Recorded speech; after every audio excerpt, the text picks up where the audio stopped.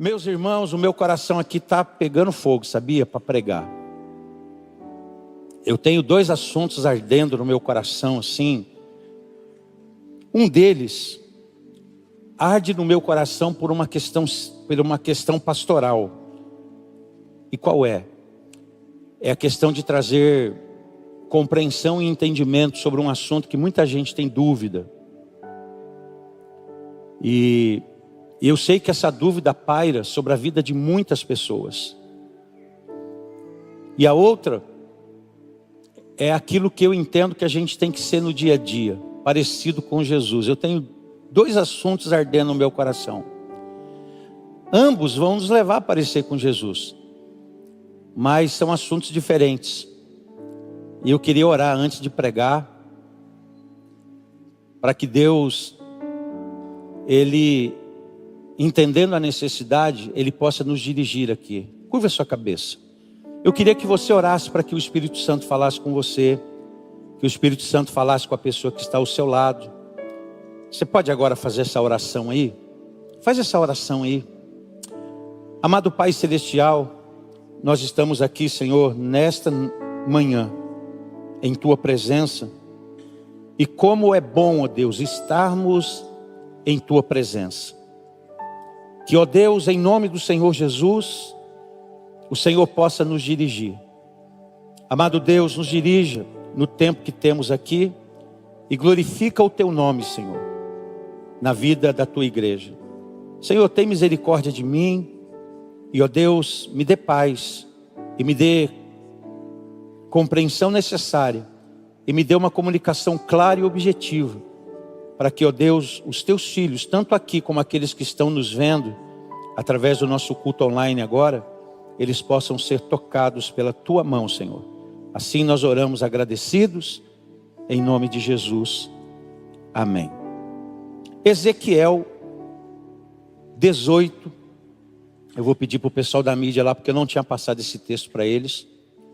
Ezequiel 18, do verso 1 ao verso 4, e depois o 19 e o 20. Queridos, em meus aconselhamentos pastorais, e nesses dias eu me deparei com uma pessoa, nesses dias que eu falo nessa última semana, nessa semana que passou, uma pessoa muito atribulada com a situação que ela está vivendo. E ela marcou de conversar e a gente bateu um papo e a gente conversou. E essa pessoa falou assim para mim: pastor, toda a minha família vive como eu vivo. Toda a minha família vive atribulada. E ela falou assim: pastor, isso é uma maldição sobre a minha família. E eu olhei para ela e fiquei observando a sua fala atentamente, porque se tem uma das coisas que a gente precisa é ser ouvido. A gente precisa às vezes falar o que está dentro da gente. E alguém tem que ter ouvidos para nos ouvir. E quando a gente diz em ter ouvidos para ouvir, ouvir é muito mais do que escutar. Todo mundo escuta, nem todo mundo ouve. Todo mundo escuta, nem todo mundo ouve. Escutar é uma capacidade da grande maioria. Ouvir não é uma qualidade que todo mundo tem. E aí eu fiquei atentamente ouvindo aquela mulher, ela contando a sua história. E aí eu fui me aprofundando com ela e perguntando da história dos seus pais, dos seus avós, e ela foi contando. E a gente foi conversando.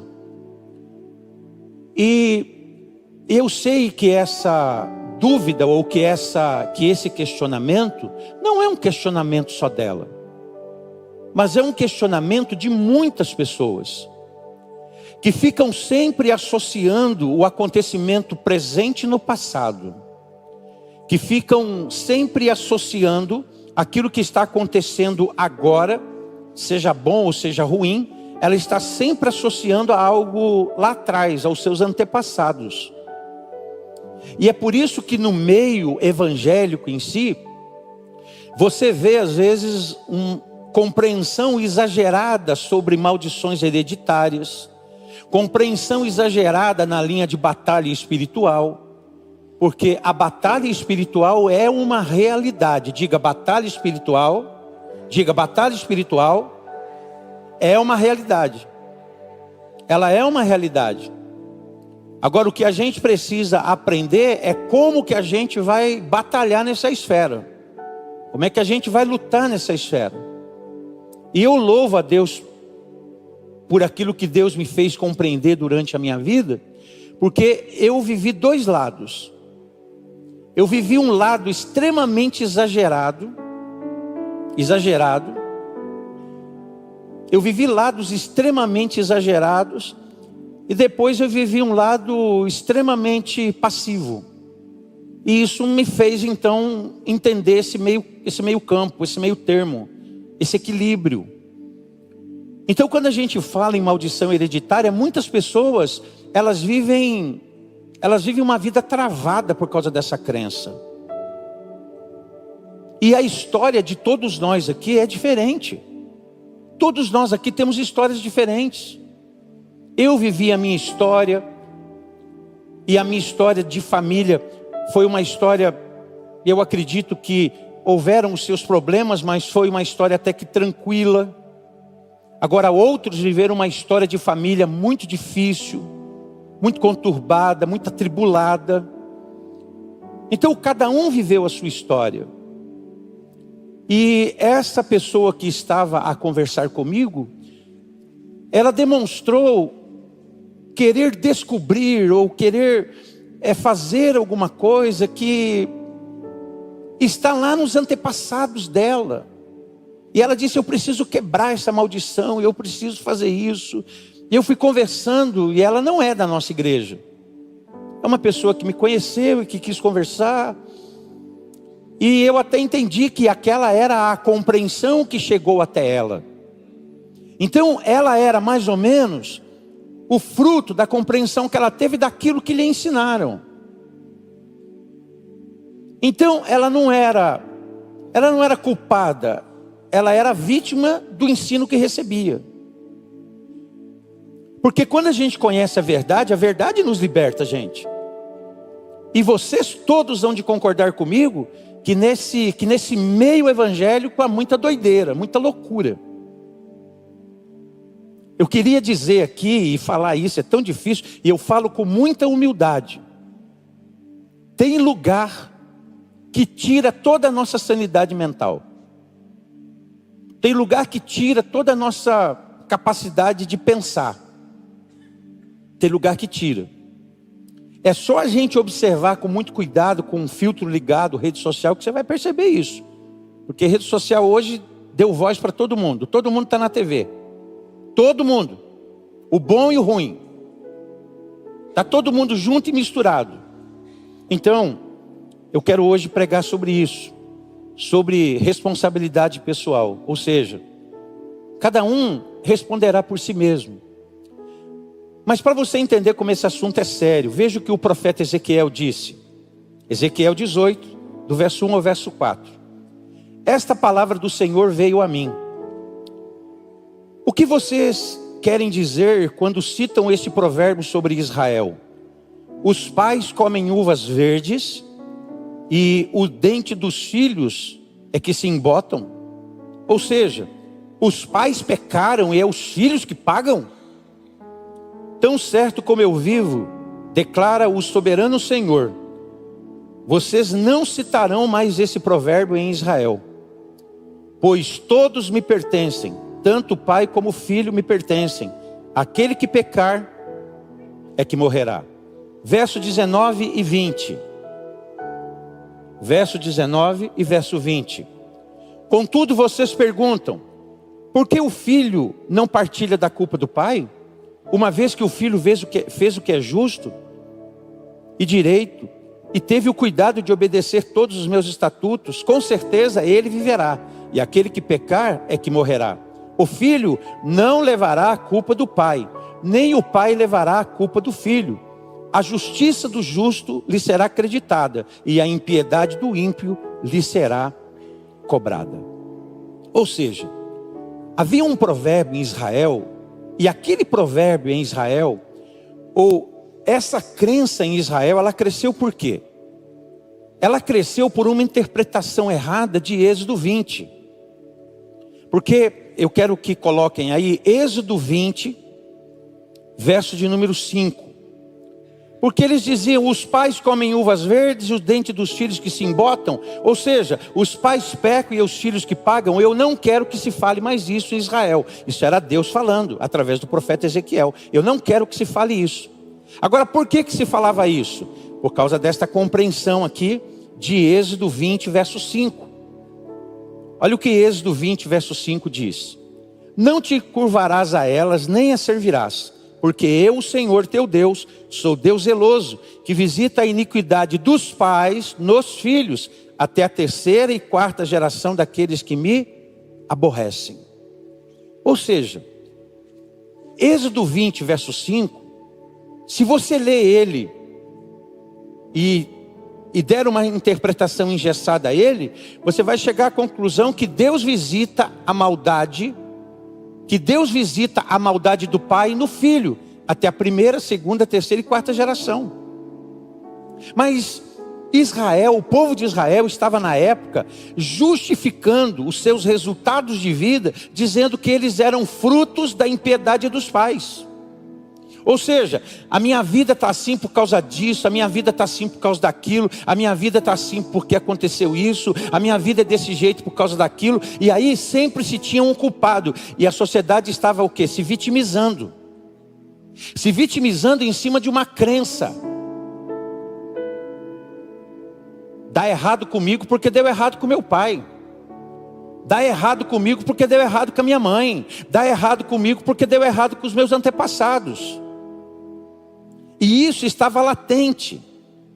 E na verdade, esse verso de Êxodo 20, verso 5 que está aqui, ele não está falando sobre maldição hereditária automaticamente. Não está falando sobre isso. Mas esse texto está mostrando as consequências do pecado em uma geração toda. Ou seja, se uma geração peca e a outra geração chega e continua pecando, e a outra chega e continua pecando, haverá consequências. Haverá consequências. Então, queridos, esse verso de Êxodo não fala de maldição hereditária. O texto não afirma que Deus condena filhos inocentes por causa do pecado dos pais. Isso seria injusto. Isso faria de Deus um Deus injusto. Porque como pode Deus visitar a maldade que eu mereço no meu filho? Você lembra de João capítulo 9? Quando os discípulos de Jesus, eles viram um homem cego, eles perguntaram para Jesus, quem que pecou? O pai dele ou a mãe dele para ele nascer assim? E Jesus desconstruiu isso. Falou, pera lá, não é nada disso. Nem o pai dele pecou, nem a mãe dele pecou. E se ele nasceu assim é para que se manifeste nele a glória de Deus. Gente, isso tem que ficar claro dentro da gente. Isso sempre esteve muito claro dentro de mim. Mas eu sei que na vida de alguns filhos de Deus isso não está claro. E olha que eu vim de uma igreja que se falava nisso toda hora. E naquele tempo eu já contestava essa ideia, porque eu li as escrituras. Porque eu li a Bíblia, não porque a minha liderança queria que eu lesse. Porque a minha liderança não queria que eu lesse as escrituras. Porque quando eu não leio as escrituras eu me torno ignorante. Então, esse texto aqui está nos mostrando que as consequências do pecado de uma geração pode sim afetar as outras gerações. Quando essas gerações continuam no mesmo caminho. Você lembra de Nínive que eu preguei aqui? 4 séries sobre a vida de Nínive. Nínive, através do profeta Jonas, Deus deu uma palavra. Daqui a 40 dias a cidade vai ser destruída. Por quê? Porque Nínive era uma cidade terrível. E eles se arrependeram do rei aos animais. Todo mundo vestiu pano de saco, se humilhou diante de Deus, mudaram a sua vida. E o que Deus fez? Deus perdoou aquela geração. 130 anos, 140, 150, por aí mais ou menos, Nínive caiu de novo. Sabe por quê? Porque a geração começou a fazer aquilo que fazia lá atrás. Então o arrependimento de Nínive nos dias de Jonas não livrou eles da perdição lá no futuro, porque a geração começou a fazer tudo que era errado de novo. Então, o texto está nos mostrando que uma geração pode afetar a próxima quando essas gerações continuam no mesmo caminho. E a gente precisa observar esse verso aqui, sabe por quê? Porque a Bíblia diz assim, ó, sobre aqueles que o aborrecem, a maldição, a desgraça, sei lá como é que a pessoa quer entender, ela só se estende àqueles que seguem os caminhos errados de seus pais. Os caminhos errados. Querido, eu tenho aprendido na minha vida que nenhum pai é perfeito. Se nem todos aqui são pais, todos aqui são filhos. E como filhos, a gente observou muitas coisas no nosso crescimento no dia a dia. Você já sabe, eu já te falei aqui, o meu pai, ele foi alcoólatra por muito tempo. Eu, olhando esse exemplo do meu pai, eu nunca quis colocar uma gota de álcool na minha boca. Eu nunca quis, eu escolhi isso. Eu nunca vou beber. Minha mulher nunca vai chorar, porque a minha mãe chorava em ver meu pai bêbado. Eu via minha mãe chorando. E eu dizia, a Neuma nunca vai ter que chorar por eu. A Neuma, a minha esposa nunca vai ter que chorar, porque na época nem conhecia a Neuma, mas eu dizia, minha esposa nunca vai ter que chorar por me ver bêbado. Nunca. E a Neuma nunca chorou por isso. Deve ter chorado por outras coisas, mas por isso não. Por isso ela não chorou. Ela deve ter chorado de raiva de mim em algum momento, porque tem dia que a gente está meio chato, né? Então a Neuma deve ter presenciado alguns momentos de chatice minha. E com certeza ela deve ter chorado de raiva por isso. Em algum momento. Acho que como todas as demais mulheres aqui também, amém? Olha, ninguém falou nada, ó. Só deu um cutucão no marido que eu vi. Foi você, viu? Então vamos lá. Eu não posso perder o foco, vamos lá. Então o que acontece, gente? A maldição, ela se estende desse jeito. Eu nunca eu quis colocar álcool na minha boca. Nunca quis. Porque eu tinha dó do meu pai. Eu fui muitas vezes buscar o meu pai no bar. Minha irmã muito mais que eu. Minha irmã era valente. Minha irmã e meu irmão, que são mais velhos que eu, eles viram muito mais isso acontecer do que eu. Então eu sempre fiquei entristecido quando via meu pai bêbado. E falei para mim mesmo, nunca, e realmente eu nunca bebi. Teve uma vez que eu experimentei um pouco de cerveja, detestei, cuspi tudo fora, porque eu não gostei. Negócio ruim. A pinga então nem se fala. E meu pai tomava pinga pura. Sabe aqueles copinhos que você virava assim? Mais um, e virava. Não sei como é que consegue tomar tudo aquilo. E chegava em casa. O bêbado tem 3 fases, né? Ou ele vira palhaço, ou ele vira ovelha, ou ele vira um leão. Meu pai virava um palhaço. Virava todo mundo. E era triste aquilo. Depois meu pai teve um encontro com Jesus. Meu pai mudou de vida, se tornou um novo homem, e ele partiu em Cristo Jesus. Então, meus irmãos também, todos eles, nem minha irmã, nem meus irmãos, nunca beberam também. Nunca beberam. Ninguém entrou por esse caminho. A misericórdia de Deus, gente, ela é maior do que o juízo de Deus. A Bíblia diz que Deus... Esse verso aqui mal compreendido, diz que Deus visita a maldade. Mas a Bíblia diz que a misericórdia de Deus dura o quê? Dura 1000 gerações. Você já pensou nisso? 1000 gerações. E Ezequiel 18 corrige então essas distorções. Porque o povo de Israel começou a usar Êxodo 20, verso 5, como desculpa. Ou seja, a gente está sofrendo por causa disso, a gente está sofrendo por causa daquilo. Eu não estou negando a influência e o poder da influência. Daqui a pouco a gente chega lá. Eu tenho que ser rápido. Mas o profeta Ezequiel, ele diz para nós que a responsabilidade é pessoal.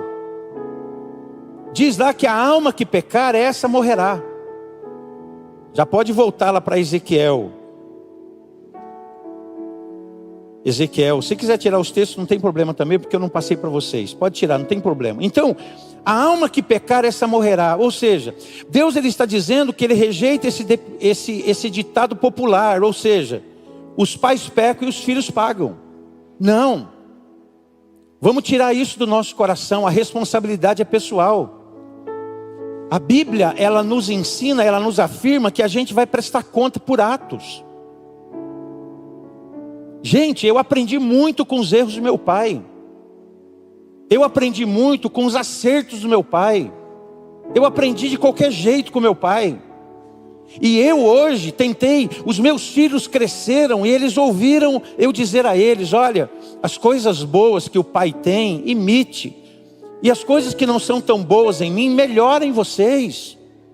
Vocês não precisam dizer para mim toda hora isso, mas olha para aquilo que você acha que não é legal em mim, e tira lições para a tua vida, meu filho. Porque seu pai não é perfeito. Meus filhos ouviram isso. Eles ouviram eu dizer isso a eles. Felipe estava aqui ministrando ainda há pouco. Felipe cansou de ouvir isso de mim. E quantas vezes eu não disse ao meu filho: olha, quando eu pecar contra vocês, esteja certo que o pecado que eu às vezes tenho para com vocês é o excesso de zelo. Eu quero cuidar tanto de vocês que às vezes eu acabo errando, exagerando. Então, a Bíblia afirma que cada um vai prestar conta pelos seus atos. Aquilo que os meus pais fizeram, aquilo que os meus antepassados fizeram, aquilo que as pessoas que viveram lá atrás de mim, da minha família fizeram, elas não definem a minha salvação e nem a minha história. Um dia eu vi uma moça conversando comigo, ela estava tão preocupada, tadinha, ela havia casado, estava se separando, e aí ela falou para mim: pastor, na minha família todo mundo separa. Ela já carregava aquilo como uma crença para ela. E eu disse: não, a sua vida pode ser diferente, você pode ser diferente. Não transfira culpa e nem espere mudança sem assumir sua parte. Eu nunca vi alguém mudar sem reconhecer. A mudança só acontece quando a pessoa reconhece. A pessoa tem que reconhecer. O convite do Evangelho de Cristo é esse: arrependei-vos e crede. Arrependam-se e creiam. Ezequiel está dizendo que um homem bom pode gerar um filho não tão muito bom. Sabe por quê? Porque o filho vai crescer e vai escolher os caminhos dele. Ele está dizendo que um pai não muito bom, ele pode gerar um filho muito bom. Há dias atrás, gente, eu estava conversando com um amigo presbítero. O pai dele é morador de rua. O pai dele é morador de rua. E ele me contou toda essa história. E isso só reafirmou aquilo que eu já acredito. E o que é que ele reafirmou a mim? De que nunca julgue uma situação sem você conhecer, saber o que está acontecendo. A gente julga situações só de olhar. A gente olha e julga. Só que a gente não sabe o que está acontecendo. A gente não sabe. E ele estava contando essa história. E eu perguntei para ele: pastor, e aí ele contando para mim: pastor, eu já fui buscar meu pai muitas vezes. Meu pai melhora uns 10, 15 dias, aí ele volta para a rua. Eu trago ele, eu levo ele, dou um trato nele, tento segurar ele, daqui a pouco ele sumiu de novo. Vai para a rua. Eu falei: quando que isso começou? Ele falou: pastor, começou lá atrás, quando eu era criança ainda. E hoje esse cara, ele é um presbítero abençoado, ele é um advogado abençoado, ele tem uma família abençoada, ele é um cara de Deus.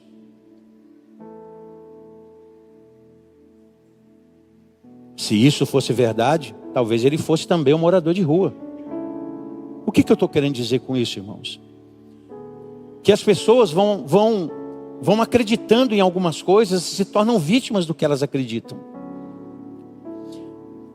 Há uma menção no livro de Jó, que Jó, ele diz assim: aquilo que eu temia me sobreveio. Eu não estou trazendo peso para a vida de Jó, não. Mas aquilo que aconteceu na vida de Jó dá-nos a impressão de que ele temia por tudo aquilo. Ele tinha medo de que aquilo acontecesse na vida dele. Ele disse: aquilo que eu tinha medo me aconteceu. Havia um sistema de crença dentro dele, uma crença. Então, o que eu entendo aqui com responsabilidade pessoal, que é a primeira coisa que eu vejo aqui em Ezequiel 38, é que nós não podemos transferir a nossa culpa e nem esperar mudança sem assumir a sua parte. Eu já conversei com gente tentando corrigir o comportamento dele. Ele falou: eu sou igual ao meu pai. Eu falei: então você tem que ser melhor que seu pai. Você tem que ser melhor que seu pai. Você tem que ser melhor que a sua mãe. E eu entendo que os filhos deveriam ser mesmo a evolução dos pais. É o que eu entendo. Então, um homem bom, e o cara estava justificando o comportamento dele, a agressividade dele no pai dele. Meu pai foi assim, eu sou também. Meu pai tratava as coisas assim, eu trato também. Meu irmão, um dia a minha mãe fez uma observação à minha vida depois que eu casei. Foi no começo do casamento. E como eu louvo a Deus pela minha mãe. A minha mãe me chamou para ir à casa dela, e minha mãe fez uma observação. E minha mãe falou assim: Ronaldo, deixa eu te dizer uma coisa. Eu falei: fala, mãe. Você está reproduzindo um comportamento do seu pai que eu nunca gostei. E com certeza a Neuma não vai gostar. E aí a minha mãe falou para mim: eu estou te alertando, meu filho. Minha mãe. Eu tinha acabado de casar. Fazia um ano, 2 anos aí de casado aproximadamente. E minha mãe me chamou e disse: você está reproduzindo o comportamento do seu pai que não é muito legal. Né? Não são todas as sogras abençoadas assim como minha mãe, né? Porque ela foi defender a Neuma. E eu falei: mãe, quando a minha mãe disse aquilo, gente, eu mudei meu comportamento naquele sentido. Eu nem estava observando. E eu mudei aquilo. Você está louco para saber o que era, né? Não vou falar. A gente é curioso, né? O que é, será, hein? O que é? E minha mãe falou para mim assim, falou: ó, cuida disso, meu filho. E eu cuidei. Esse rapaz chegou em mim e falou: eu sou igual ao meu pai. E a mulher dele já tinha falado comigo. Eu falei: você tem que mudar isso. Aí eu fui conversando com um cara: seu pai foi um bom marido? Ele olhou para mim, eu falei: me seja sincero. Pastor, ele foi um bom marido? Não, ele era agressivo com a minha mãe.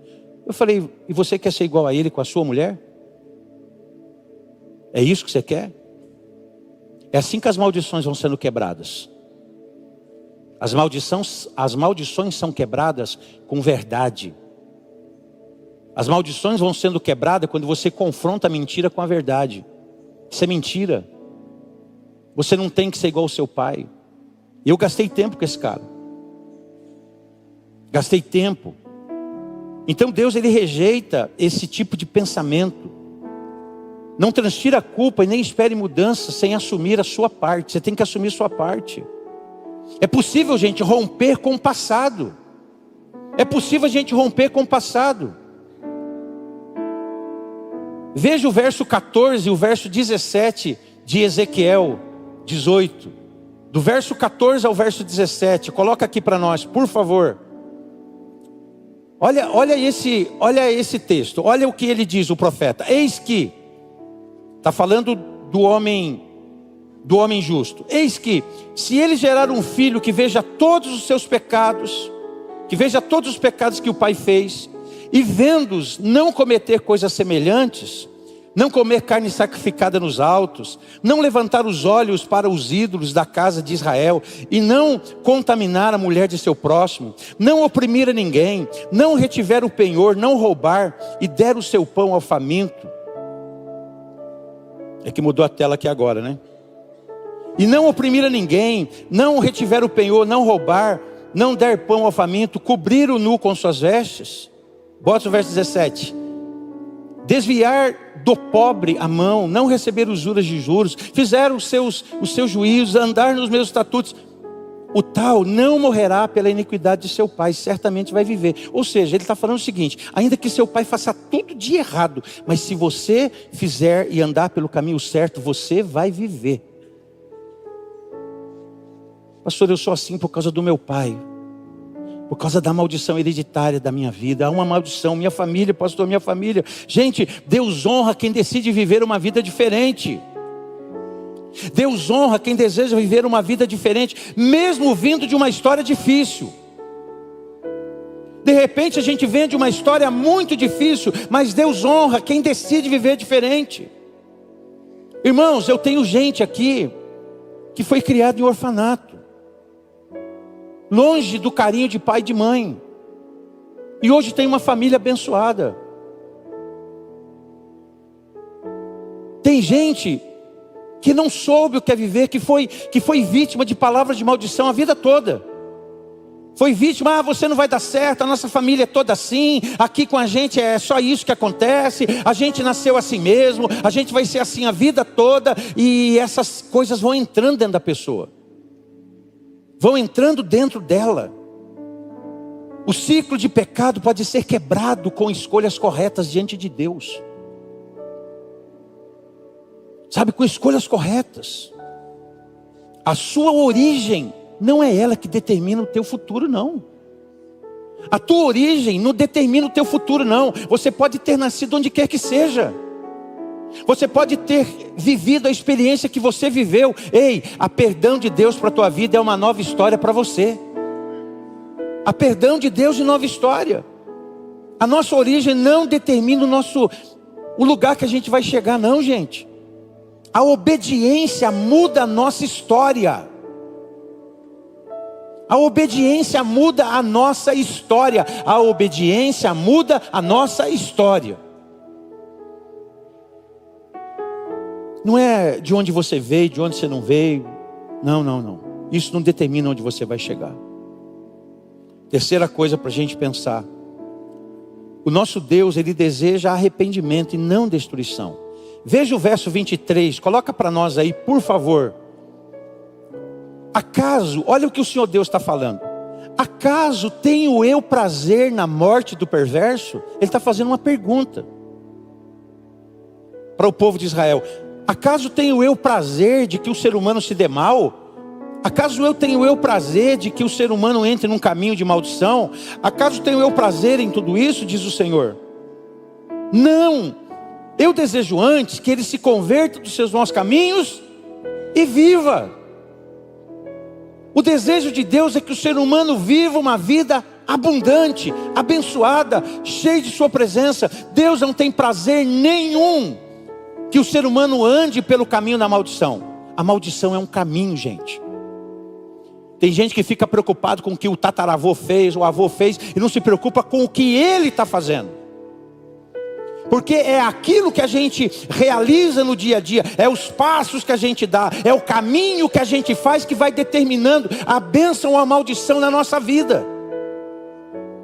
É a maneira como você fala, como você pensa, como você reage, como você age, como você entende as coisas, é que vai determinando bênção ou maldição para a tua vida.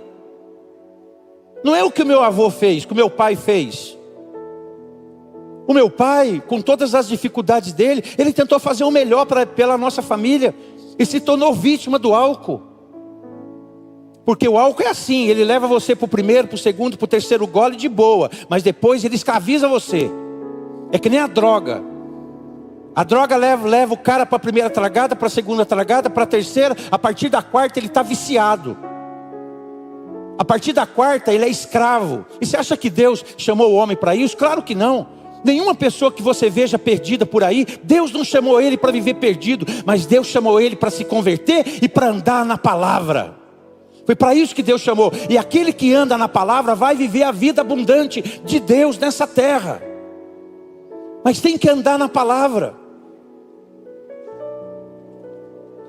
Meus irmãos, por que pessoas do mesmo ambiente vivem contextos diferentes? Por que pessoas que são criadas em um mesmo ambiente, seja ele bom ou ruim, mas eles vão tendo caminhos diferentes? Quantos de nós aqui que não vivenciamos comportamentos que a gente olhou, reprovou, e esse comportamento nunca foi reproduzido na nossa vida?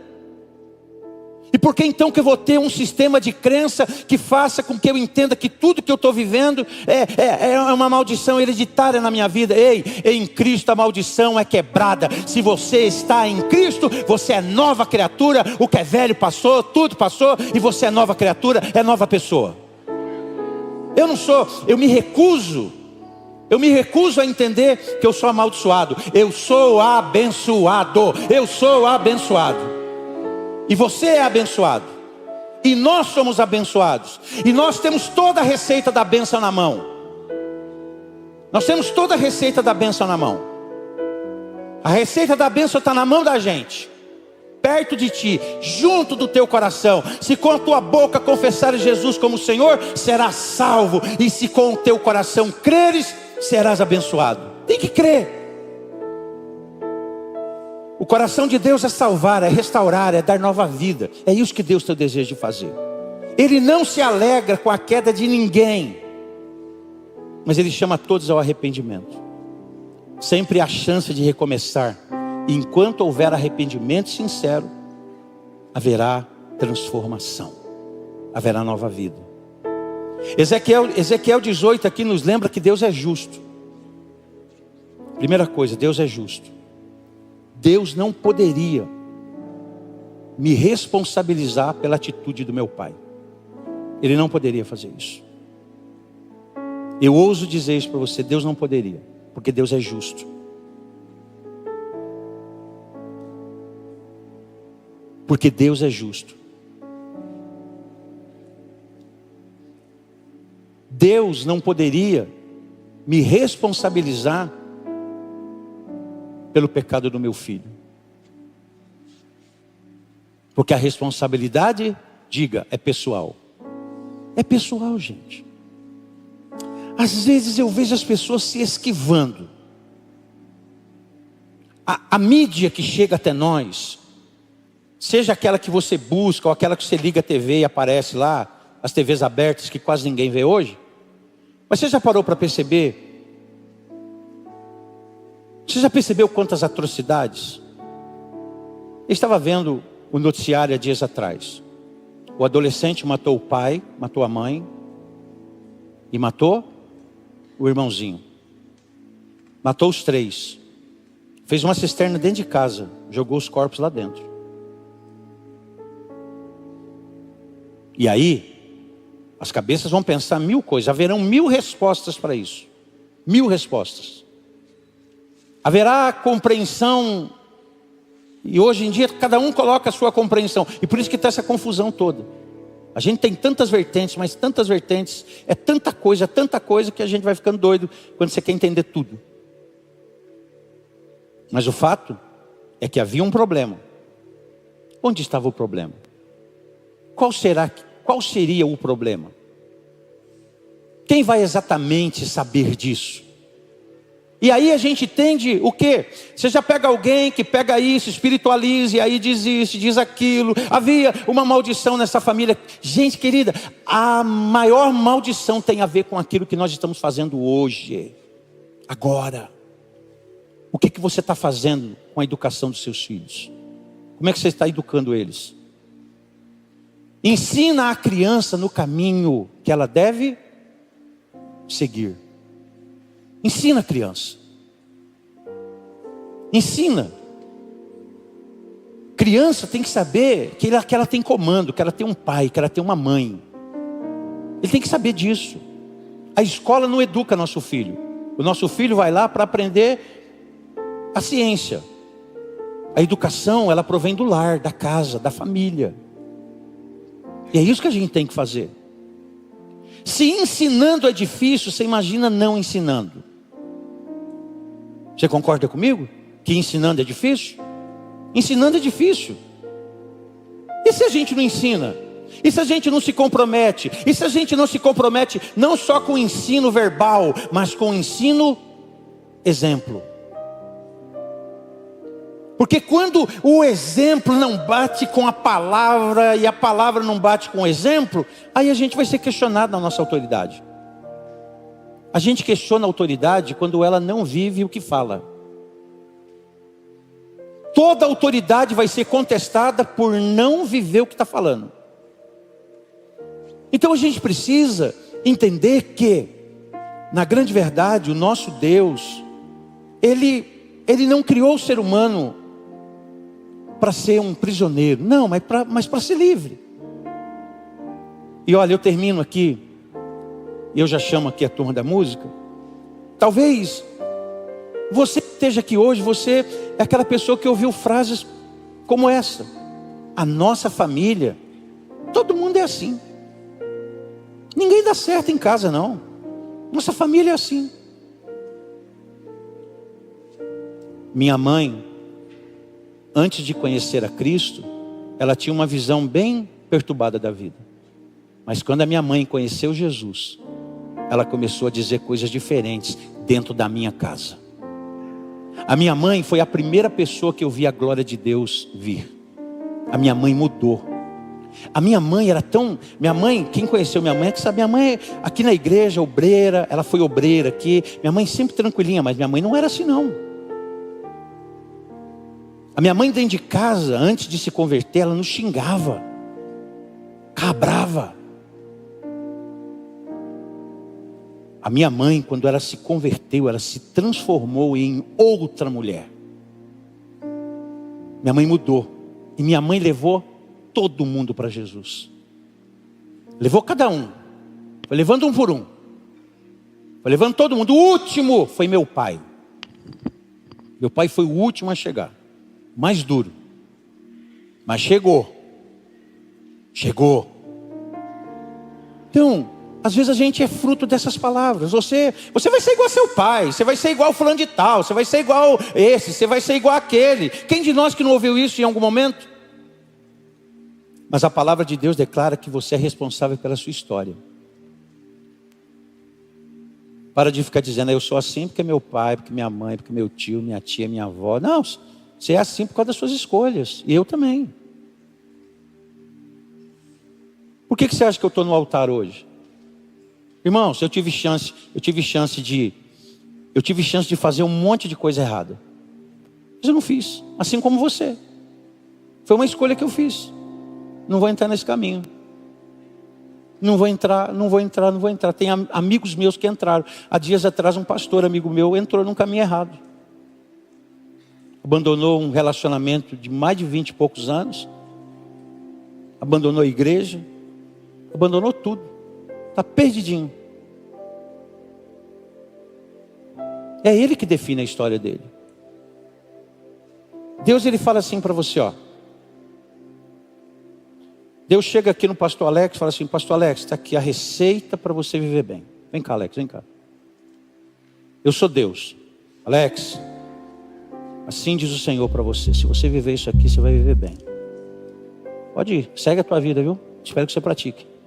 Vai embora. Ele que vai decidir a vida dele, não é Deus. Deus não vai ficar indo atrás dele o tempo todo, não. Deus vai dar receita para ele. Porque Deus é Pai. Porque Deus quer que ele aprenda a escolher certo, andar no caminho certo. A maldição é terrível, gente. Ela pode pegar qualquer um de nós aqui. Hoje eu estou aqui no altar. Você não viu eu falando aqui quando a banda tocou aqui?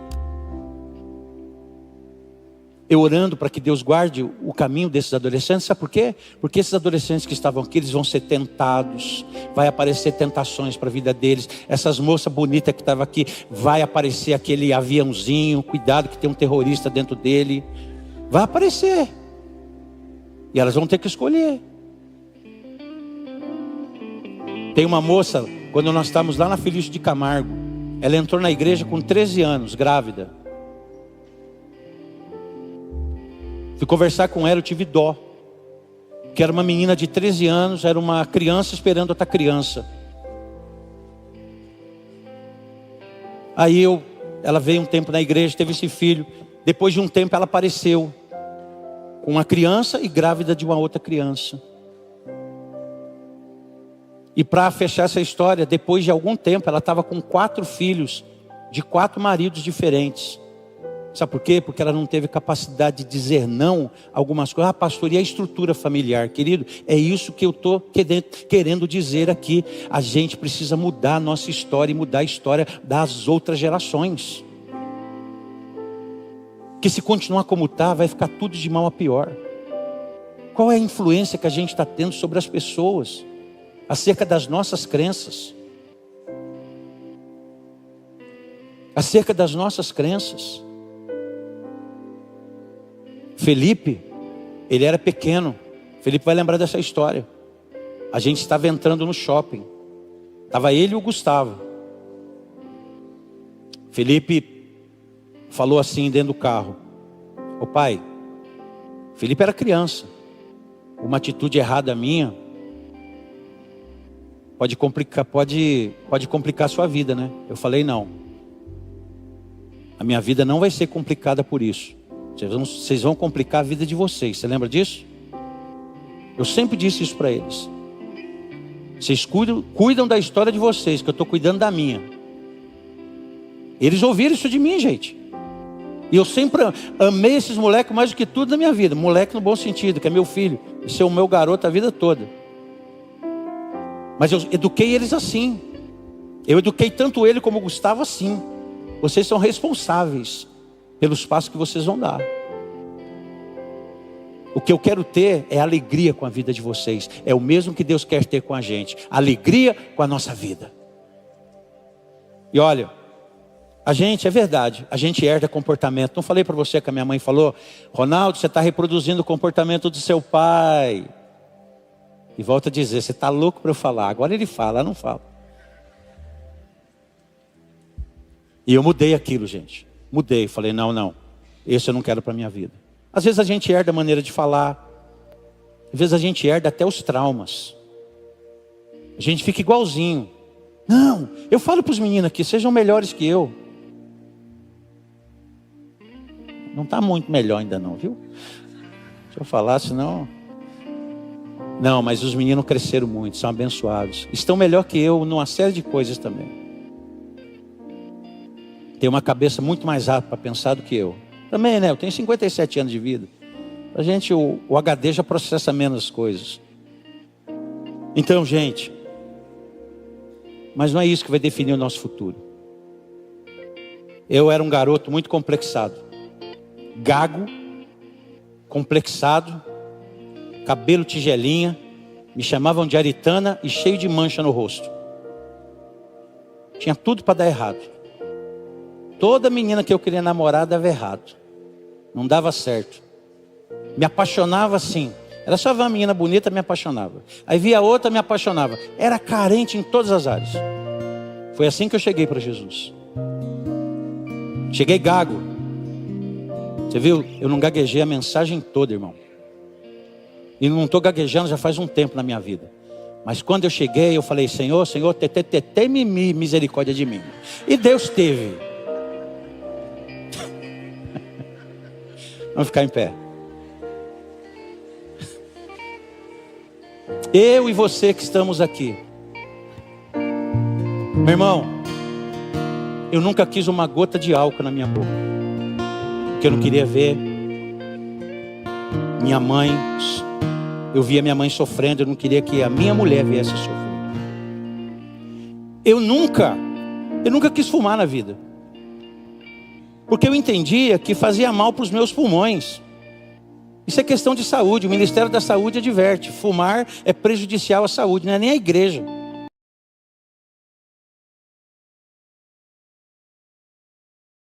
Você precisa ter uma nova vida, receber a nova vida e aceitar a proposta de Deus.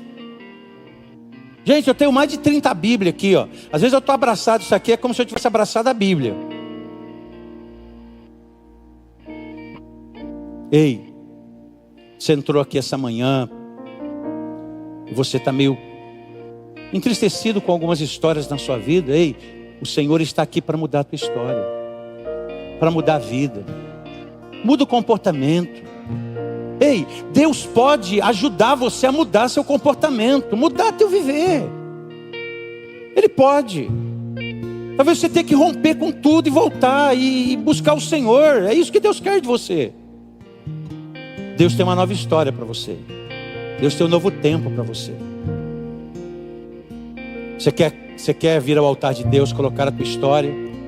Você quer vir ao altar de Deus, apresentar a tua história? Sai do seu lugar, vem aqui à frente. Eu quero orar por você. Vem aqui ao altar de Deus. Vem ao altar de Deus, coloca a tua história aqui diante de Deus, diante do Senhor. Você quer uma nova história para a tua vida, para a tua família, você quer uma história nova, você quer viver algo novo. Senhor, você não tem que ser vítima do que aconteceu. Você não está fadado a ser o que aconteceu lá. Não. Em você tem uma nova história, em você tem uma nova vida. É por meio de você que Deus vai construir uma nova história. É por meio de você que Deus vai fazer algo novo acontecer, algo poderoso acontecer. Ei, arranca os medos do seu coração.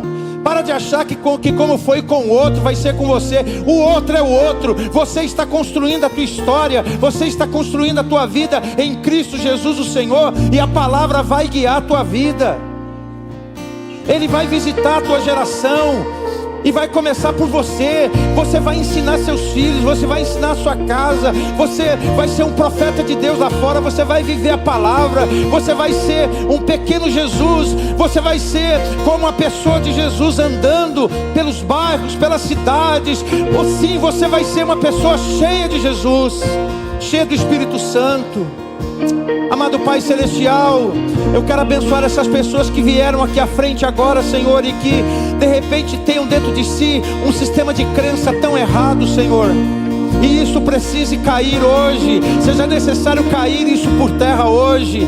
Meu Deus, aquilo que aconteceu, Senhor, necessariamente não vai acontecer comigo. Não vai, Senhor, porque eu vou obedecer a sua palavra. Eu vou ficar na sua palavra. Eu vou ficar naquilo que o Senhor tem para a minha vida. Amado Senhor, eu abençoo essas vidas que estão aqui. Eu abençoo, Deus, aqueles que estão neste lugar e aqueles que estão nos ouvindo. Eu abençoo também, Senhor, porque, ó Deus, quem sabe não seja isso, Senhor, que esteja acontecendo na vida dessa pessoa. Ela está, ó Deus, um tanto que parada no tempo, porque ela crê dessa maneira, ela vê dessa maneira, ela sempre se vê como vítima. Mas o Senhor está aqui hoje para libertar os que são reféns desse pensamento, para libertar aqueles que são reféns desse tempo, Senhor. Em nome de Jesus, Deus, eu abençoo essas vidas, eu declaro o teu melhor sobre elas. Assim oramos, Deus, e as abençoamos em nome do Senhor Jesus. Volta para seu lugar cantando para a glória de Deus.